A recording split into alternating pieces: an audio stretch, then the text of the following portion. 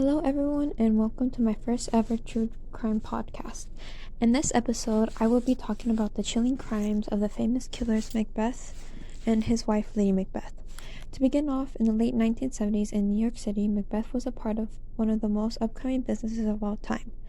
Now, while looking at several medical records from the time, it shows how Macbeth was sometimes delusional and often believed he was the rightful CEO of his company, despite there being a very healthy and successful CEO by the name of Duncan and his heir Banquo. But it was believed that over time, Macbeth grew more and more jealous of Duncan's power and success.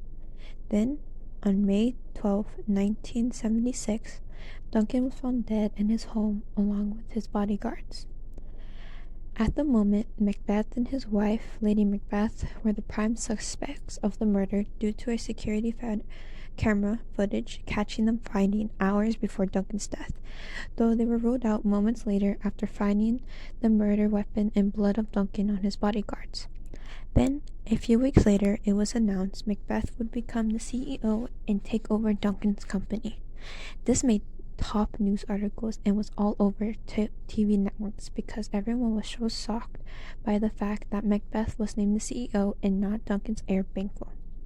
With this being the talk of the whole city, Banquo finally returned from his overseas trips to claim what was rightfully his.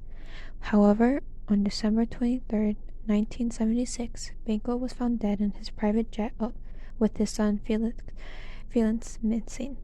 With the police finding no trace of Banquo's killer or the missing Felix, the case was closed, with Macbeth running free and still on top.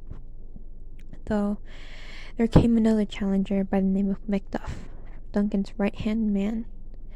He planned to sue Macbeth because he opposed to Macbeth taking over as CEO, though this trial wouldn't take place until Macduff's return from his business and career. However, an unexpected turn happened when on March 12, 1977, the news of Macduff's pregnant wife and child being found dead in their family home was spread all over major news networks. Finding out about the murders of his wife and child, Macduff rushed home. When Macduff arrived, he went straight to the police.